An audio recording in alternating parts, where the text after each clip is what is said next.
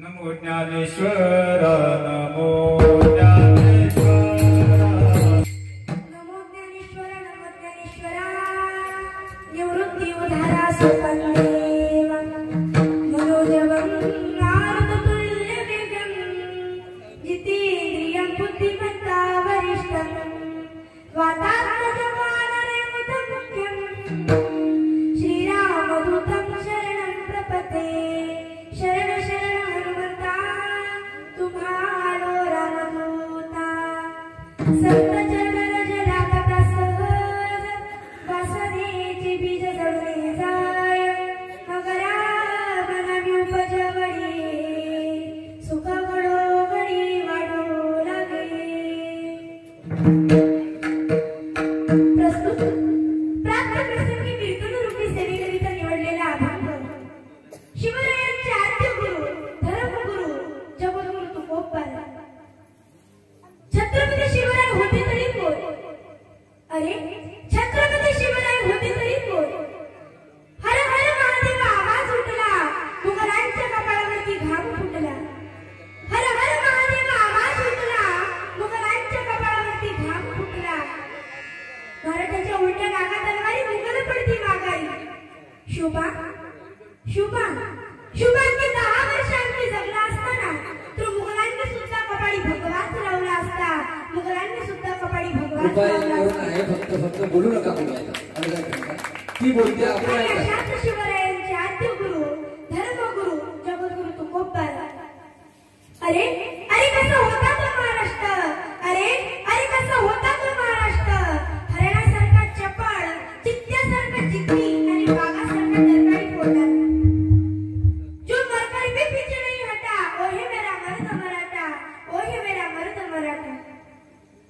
आज घरापुढची तुळशी गेली आणि घरातील माणसं आळशी झाली लक्षपूर्वक ऐका आज घरापुढची तुळशी गेली आणि घरातील माणसं आळशी झाली आज घरापुढचा सणा गेला आणि घरामध्ये राडा झाला आज घरापुढची रांगोळी गेली आणि घरातील माणसं रंगोळी झाली असं जरी असलं तरी शिवरायांचे संस्कार जपणारे आणखी सुद्धा या महाराष्ट्रात माणसं आहेत म्हणूनच आपण कीर्तनात उभा आहोत ना पापों का नाश करने वाला पापों का बाप हमारा शिवाजी पैदा हुआ हमारा शिवाजी पैदा हुआ आणि अशाच शिवरायांचे आद्य गुरु धर्मगुरु जगद्गुरु तुकोबार यांचा 4 चरणाचा उत्कृष्ट असा अभंग आजच्या कीर्तन रूपी सेवेकरिता निवडलेला आहे विठ्ठल विठ्ठल कीर्तन करायचे कर्तव्य असते विस्तृत चिंतन पाहण्यापूर्वी अल्पसा परिहार तो परिहार असा श्री संत गजानन महाराज प्रगटीनिमित्त जो हा 7 दिवसाचा महोत्सव छान पद्धतीने चालू आहे आणि उद्या श्री संत गजानन महाराजांचा प्रगटी नाही इथे छान असं भागवत ओंकार महाराज महल्ले यांचं सुंदर असं भागवत सप्ताह इथे झालेला आहे मला कीर्तनाला सेवा देणारे तुम्ही सर्व गावकरी मंडळी तुमची मी मनापासून आभार मानते आज शिवरायांची जयंती आहे म्हणून त्या शिवरायांच्या चरणी मी नतमस्तक होते माझ्या गुरुवरायांच्या चरणी मी नतमस्तक होते आईवडिलांच्या चरणी नतमस्तक होते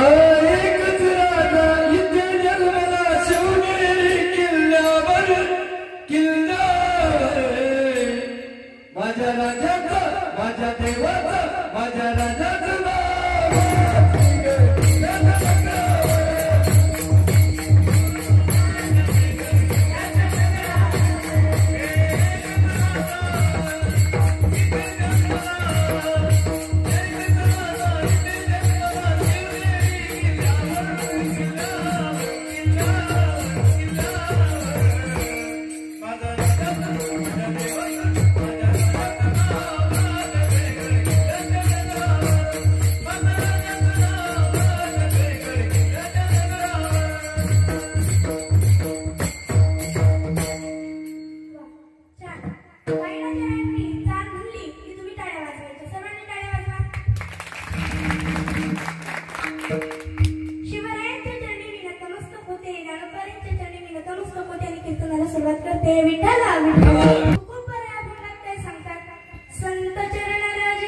लागता सहज वासनेचे बीज जडणे जाया तुकोबराय अभंगात संत चंद्राचे महात्म्य सांगतात आणि संत चंद्राचे महात्म्य आपल्याला सहज जरी लागलं तरी वास्तविक जडून जाते. तुम्ही म्हणताल महाराज हो संतांचं चंद्रच आपल्याला लागलं तर वास्तविक जडून जाते, पण नक्की संत म्हणजे काय? तर ऐका संत म्हणजे काय, संत कुणाला म्हणावं तर ऐका. मुक्ताई ताटीच्या अभंगात सांगतात ना संत तुझ्या राजाची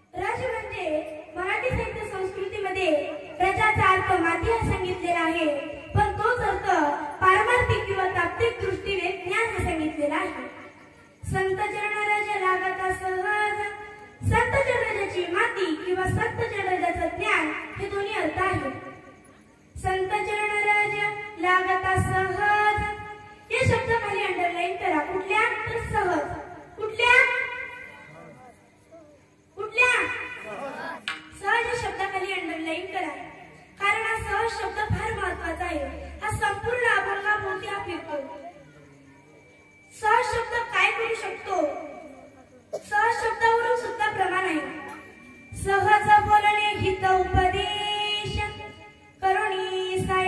शिकवीती. सहज बोलणे हितवोपदेश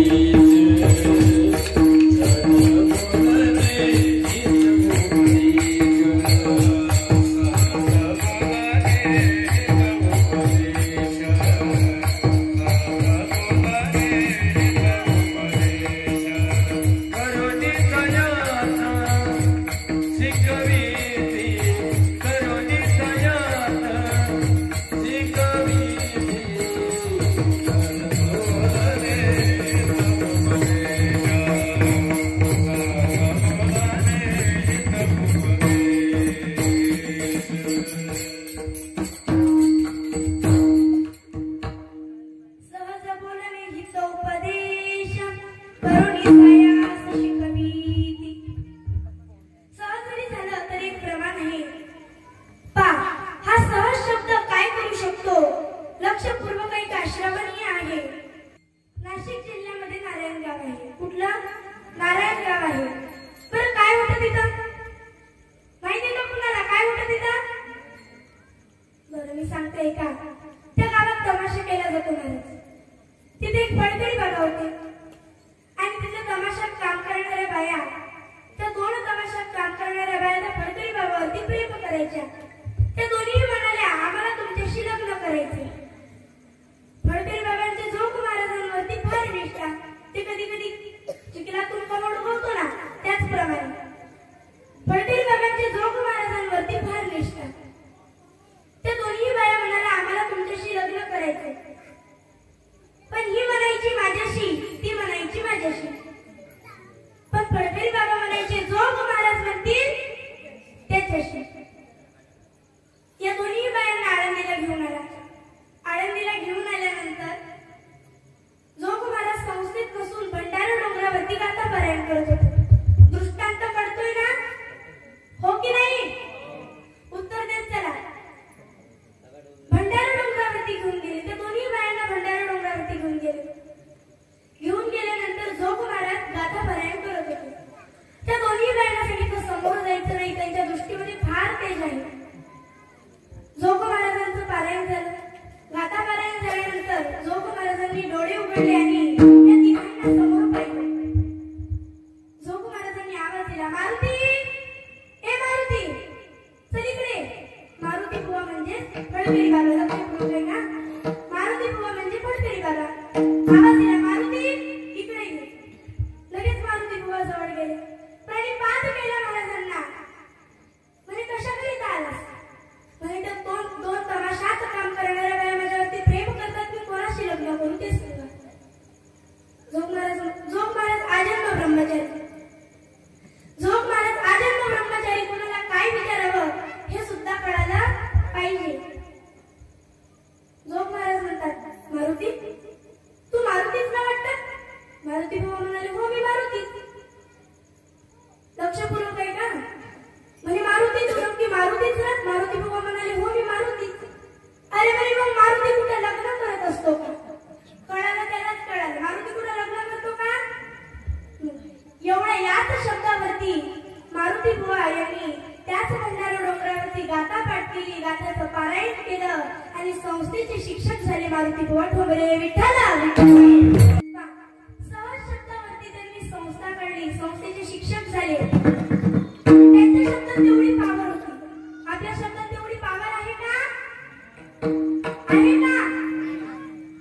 नाही. आपल्या शब्दात तेवढी पावर किंवा ताकद नाही. माझं एका ठिकाणी कीर्तन होतं. चालू कीर्तनात बारीक बारीक पाऊस यायला लागला. पाऊस यायला लागल्यावर माणसं उठून चालली. मग मी म्हणलं बसा बसा पाऊस बंद होईल. काय म्हटलं? बसा बसा पाऊस बंद होईल. असा हात वरती केला. काय म्हटलं? बसा बसा पाऊस बंद होईल. काय तेवढ्यात पाऊसच बंद झाला.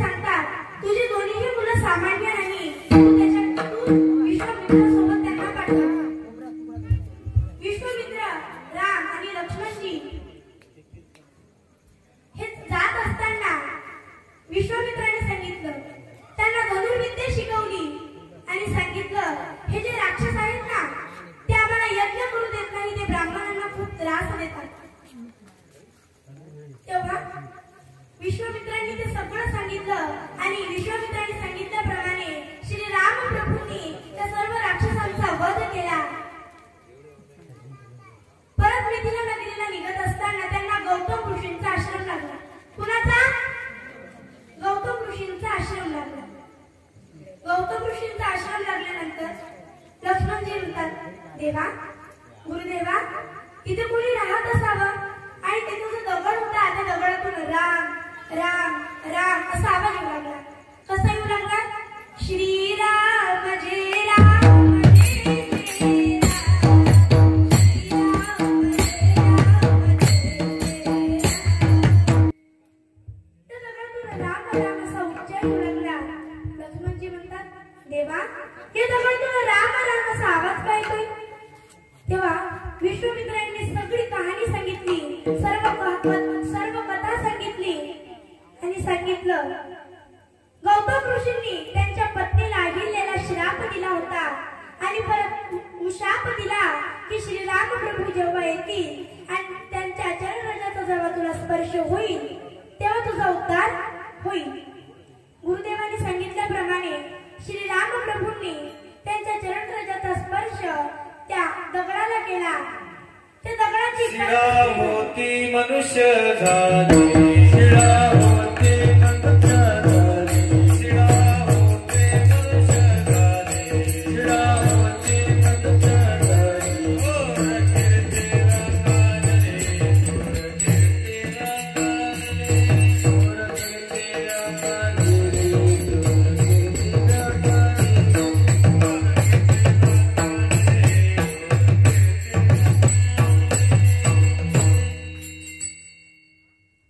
महाराज दगडाची परत स्त्री झाली एवढाच देवाच्याही चरणराजाचा महात्म्य आहे. पण ऐका, देवाच्या चरणराजापेक्षा संतांच्या चरणराजाची अपेक्षा देव सुद्धा करतो. संतांचं चरणराज हे महत्वाचं आहे कारण त्याची अपेक्षा देव सुद्धा करतो. बरं, एक प्रश्न विचारते, सर्वांनी सांगा. श्री भगवान कृष्णाला किती बायका होत्या? भगवान परमात्म्याला किती बायका होत्या? 16,108 बायका होत्या. किती बायका होत्या? 16,108 बायका होत्या. तरी सुद्धा श्रीकृष्ण भगवान परमात्मा सारखे घरी आल्यावर म्हणायचे, माझ्या गोपिका अशा, माझ्या गोपिका तशा. माझ्या गोपिका सारखं प्रेम कोणीच करू शकत नाही, माझ्या गोपिका अशा. कोणत्या बाईला सहन होतो? कोणत्या स्त्रीला सहन होतं आपल्या नवऱ्याने दुसऱ्या स्त्रीचे नाव घेतलेले? होते का मंडळ? कोणत्याही स्त्रीला आपल्या नवऱ्याने दुसऱ्या स्त्रीचे नाव घेतलेले सहन होत नाही. रुक्मिणी साहेब पण म्हणायच्या. नारदजीला बोलवून घेतलं. नारदजी आले. नारदजी म्हणतात, देवा हे चुकीचे आहे. आम्ही तुम्हाला संसारातल्या गोष्टी सांगणं हे अयोग्य आहे. कारण देव सारखा म्हणायचा ना, माझ्या गोपिका अशा, माझ्या गोपिका तशा. माझ्या गोपिकासारखं प्रेम मला कोणीच करू शकत नाही. देवाच्या घरात भांडण चालू झाले. आजकाल नवरा बायकोची कशावर भांडण होईल हे सांगता येत नाही. विठ्ठल विठ्ठल, नवरा बायकोची भांडण झाली की त्याच्यात पडायचंच नाही. कारण की नवरा बायकोची भांडण कशावर होईल हे सांगता येतच नाही. एक बाई सारखी तिच्या नवऱ्याला म्हणायची, का हो म्हणे, तुम्ही लयच भोळे आहात ना, तुम्ही लयच साधे आहात. तुम्हाला दुकानात गेले तर दुकानातही फसवतं, बाजारात गेले तर बाजारातही फसवतं. तुम्ही लयच मोठे आहे बाबा. बिचारा कंटाळून गेला ना. कारण ती सारखी म्हणायची, तुम्ही लय भोळे आहात, तुम्हाला कोणीही फसवतं. दुकानात गेले तर दुकानात फसवतं, बाजारात गेले तर बाजारातही फसवतं. हा कंटाळून गेला. हा म्हणला, अगं माझं ऐकून घे आधी. अगं म्हणजे मला फसवण्याची सुरुवात तुझ्या बापानंच केली. विठ्ठला विठ्ठला. नवरा बायकोची कशावर भांडण होईल सांगता येत नाही. एक जोडपं सारखं हसायचं आणि एक जोडपं सारखं भांडण करायचं. त्यांचा असा दिवसच जात नव्हता की ते भांडणच करायचे. रोज भांडण करायचे, रोज भांडण करायचे आणि एक जोडपं सारखं हसायचं. मग जे जोडपं भांडण करायचं ते एक दिवस म्हणलं, त्याच्या बायकोला म्हणला, अगं बघ शेजारचे किती सुशिक्षित आहेत, रोज हसतात ना, आपला एकही दिवस जात नाही आपण भांडण करतो, आपण रोजच भांडण करतो म्हणे. ती म्हणाली, असं आहे का? बरं आपण त्यांच्या घरी जाऊन विचारू. दोघंही त्याच्या घरी त्या शेजाऱ्याच्या घरी गेले. म्हणे तुम्ही लय हसता हो, रोज हसता म्हणे, आम्हालाही सांगा. म्हणजे तुम्हाला सांगितलं कुणी आम्ही हसतो म्हणून? सांगितलं कुणी आम्ही हसतो म्हणून? म्हणे आमच्या घरापर्यंत आवाज येतो राजे तुमच्या हसण्याचा. म्हणे याच्या पाठीमागचं कारण विचारूच नका, लय अवघड आहे बाई. म्हणे सांगा तरी, आम्ही ते प्रयोग करू. म्हणे ऐका, ती मला बेलण्यानं हाणते. काय ना? ती मला बेलण्यानं हाणते. बेलणं लागलं तर ती हसते आणि बेलणं हुकलं तर मी हसते. ह्यो म्हणला आपलंच बरं आहे, नका सांगू पुढचं. दोन मित्र होते. एक इतका नाराज, हे दुसरा मित्राने विचारलं, का रे म्हणे आज तू लय नाराज आहेस, काही झालं का घरी? म्हणे काय सांगू राजे, काय सांगू तुम्हाला? म्हणे तिच्याशी थोडं जरी भांडण केलं, किरकोळ जरी भांडण केलं तर ती बाहेरच निघून जाते. म्हणे भाग्यवान आहे राजा तू. अरे म्हणे भाग्यवान कशाचा? ती थोडं जरी भांडण केलं तरी बाहेरला निघून जाते, तुम्हाला म्हणतो भाग्यवान? म्हणे खरंच भाग्यवान आहेस. माझाही जर मी तिच्याशी थोडं भांडण केलं, किरकोळ भांडण केलं तर ती माहेरला निघून जात नाही, माहेरच्यांनाच मारायला घेऊन येते. पा ह्यो म्हणला आपलंच बरं आहे बाबा. पा नवरा बायकोची कशावर भांडण होईल हे सांगता येत नाही, त्यांच्यामध्ये पडायचंच नाही. देवाच्याही घरी भांडण चालू होती. नारदजी म्हणतात, देवा आम्ही तुम्हाला संसारातल्या गोष्टी सांगणं अयोग्य आहे. देव म्हणाले तुम्हाला वेळ येईल तेव्हा कळेल. नारदजी जातात. काही दिवसांनी श्रीकृष्ण भगवान परमात्म्याचं डोकं दुखायला लागलं. भगवान परमात्मा जोराजोरात ओरडू लागला, वाचवा रे माझं डोकं दुखतंय, असं ओरडू लागला. ओरडू लागल्यानंतर 16,108 बायका धावत आल्या. रुक्मिणी आई साहेब आल्या आणि झेंडू बाम देवाच्या डोक्याला लावली, पण देवाचं डोकं काही राहत नव्हतं.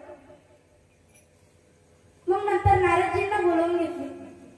नारदजी म्हणतात, देवा तुम्हीच खूप मोठे वैद्य आहात, तुम्हीच सांगा तुम्हाला कुठलं औषध पाहिजे. तेव्हा भगवान परमात्मा म्हणतात, मला माझ्या खऱ्या भक्ताच्या चंद्रजाची माती पाहिजे. काय? खऱ्या भक्ताच्या चंद्रजाची माती पाहिजे. जर ते खऱ्या भक्ताची चंद्रजाची माती माझ्या डोक्याला लावली तर माझं डोकं राहील. 16,108 बायकांनी विचारलं तर तयार झाल्या, पण म्हणजे पुढची अट आहे का? जे भगवान परमात्म्याला त्याच्या चंद्रजाची माती देईल त्याला 100 वर्ष नरकात राहावं लागेल. किती वर्ष? 100 वर्ष नरकात राहावं लागेल. पुढची अट ऐकल्यावर कोणीच द्यायला तयार नाही. नारदजी म्हणतात, देवा तुम्हाला प्रत्येक चंद्रजाची माती द्यायला तयार आहे, पण पुढची अट ऐकल्यावर तुम्हाला कोणीच द्यायला तयार नाही. देव म्हणतात, तुम्ही द्वारकेत गेला होता का? नारदजी म्हणतात, नाही. म्हणे द्वारकेत जा. लगेच नारदजी द्वारकेत जातात. नारायण नारायण. गोपिका भजन करत होत्या, भगवान परमात्म्याचं भजन करत होत्या. कशा करत होत्या?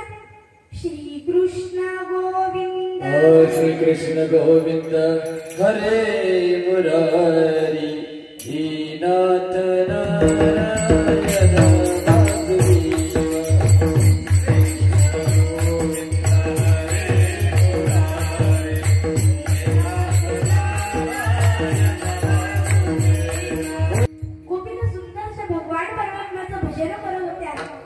नारदजी आल्यानंतर गोपिका म्हणतात, नारदजी आमच्या काकाला काही झालं तर नाही ना? आमच्या देवाला काही झालं तर नाही ना? नारदजी म्हणतात, हो त्यांचं डोकं दुखतंय, त्याच्याकरिता मी आलो. कोणाचं कशावर डोकं दुखेल हे सुद्धा सांगता येत नाही. एक माणूस होता आणि दवाखान्यात गेला आणि डॉक्टरांना सांगतो, माझं खूप डोकं दुखतंय, 1 महिना झाला माझं डोकं दुखतंय. डॉक्टर म्हणतात, अरे 1 महिना झाला डोकं दुखतंय, मग तू दवाखान्यात यायचं ना? म्हणे काय सांगू, शेजारच्याने गाडी बंगला घेतला तेव्हापासून माझं खूप डोकं दुखतंय. कशावर कोणाचं डोकं दुखतंय हे सांगता येत नाही. नारदजी म्हणतात, भगवान परमात्म्याचं डोकं दुखतंय, त्याच्याकरिता मी औषध घेण्याकरिता आलो.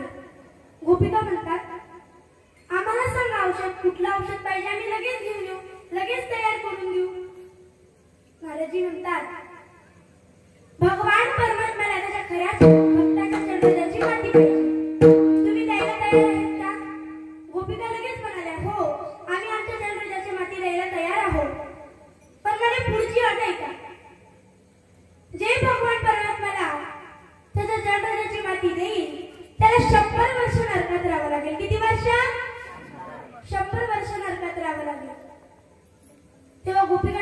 सुंदर उत्तर दिलं. गोपिका म्हणतात, नारदजी 100 वर्ष काय, 100 वर्ष काय, 100 लक्ष, 100 कोटी वर्ष आम्ही नरकात राहायला तयार आहोत, पण आमच्या भगवान परमात्म्याला काही झालं पाहिजे नाही. तेव्हा गोपिकांच्या चंद्राची माती घेऊन परत श्रीकृष्णाजवळ येतात आणि श्रीकृष्णाच्या माथ्याला लावतात. देवाचं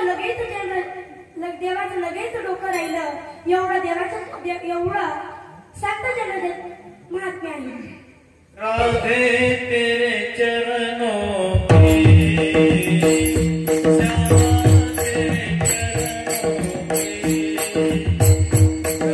कर दूना जो मिल जाए, कर दूना जो मिल जाए.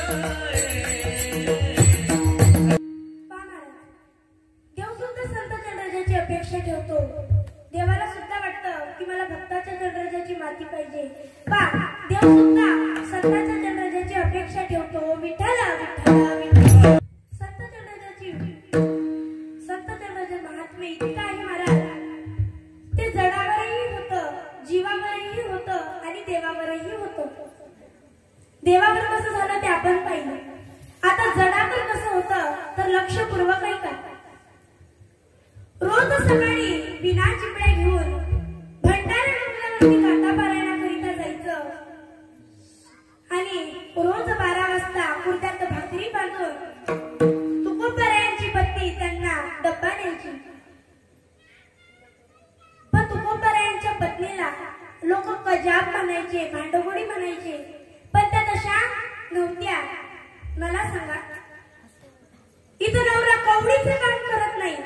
लक्षपूर्वक ऐका, नवरा कवडीचं काम करत नाही आणि विना चिपड्या घेऊन भंडारा डोंगरावर तर नाही, पण आसपास कुठल्या छोट्याशा डोंगरावरती जाऊन गाथा पारायण करतो, भजन करतो. आहे का? असेल तर सांगा. आणि बिचारी बायको रोज 12 वाजता त्याला डब्बा नेते. महाराज, जर माणूस दिवसभर जरी घरी नसला तर बायको काय म्हणते? बघायची नाही कधी तिकडच धर्मशाळा. विठ्ठला विठ्ठला. तुकोबारायांच्या पत्नीला लोक कजाब म्हणायचे, भांडगोडी म्हणायचे, पण त्या तशा नव्हत्या. रोज 12 वाजता भाकरी न्यायच्या. तुकोबारायांनी ती भाकर सोडावी आणि त्या भाकरीतला घास मोडावा. वरती पाहावं तर काय, तुकोबारायांच्या पत्नीच्या डोळ्यात पाणी. तुकोबाराय म्हणतात, आवले त्यांचं लाडाचं नाव होतं. म्हणे, आवले तू रडतेस? काय रडते? तुकोबारायांची पत्नी सांगतच नव्हती. म्हणून तुकोबारायांनी प्रतिप्रश्न केला, आवले तुला खूप दूर यावं लागतं, पुन्हा त्याला द्यावं लागतं, म्हणून तू रडते का ग? तुकोबारायांची पत्नी म्हणते, नाही, मी म्हणून नाही रडत, तर मला 3 डोंगरांपैकी तुम्ही नक्की कुठल्या डोंगरावरती असता हे मला माहिती नसतं. 2 डोंगर फिरावे लागतात. 3ऱ्या डोंगरापर्यंत येऊ तर मला वेळ होते आणि तोपर्यंत तुम्हाला उपाशी राहावं लागतं. याचं दुःख मला वाटतं. त्या तुकोबाराय म्हणतात, अगं आवले, तू त्या 3ही डोंगरांना कान लावावा, त्या 3ही डोंगराच्या मातीला तू कान लावावा आणि ज्या डोंगरातून तुला रामकृष्ण हरी असा आवाज येईल, ज्या रस्त्याने तुला रामकृष्ण हरी असा आवाज येईल, तिथेच तुझं तुकोबा असेल ग, तिथेच तुझं तुकोबा असेल. एवढं संत जगजात महात्म्य आहे महाराज. आणि हे एकदा सहज जरी लागलं तरी वासना ही जडून जाते. तुकोबाराय पहिल्या चरणात सांगतात. भक्तिमयी भजन सुनने के लिए सब्सक्राइब करें हमारा YouTube चैनल और सबसे पहले नए वीडियोस देखने के लिए क्लिक करें नोटिफिकेशन बेल पर.